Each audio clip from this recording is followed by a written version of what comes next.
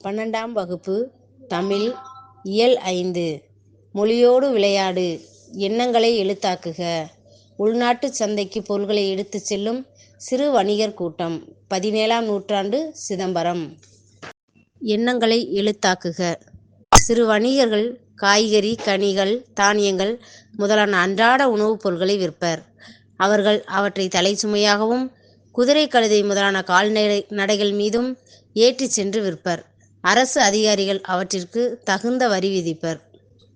12ஆம் வகுப்பு தமிழ் இயல் 5 மொழியோடு விளையாடு எண்ணங்களை எழுத்தாக்குக. உள்நாட்டு சந்தைக்கு பொருட்களை எடுத்துச் செல்லும் சிறு வணிகர் கூட்டம்.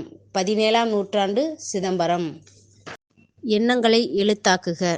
சிறு வணிகர்கள் காய்கறி, கனிகள், தானியங்கள் முதலான அன்றாட உணவுப் பொருட்களை விற்பர். அவர்கள் அவற்றை தலைச்சுமையாகவும் குதிரை, கழுதை முதலான கால்நடைகள் மீதும் ஏற்றிச் சென்று விற்பர். அரசு அதிகாரிகள் அவற்றிற்கு தகுந்த வரி விதிப்பர்.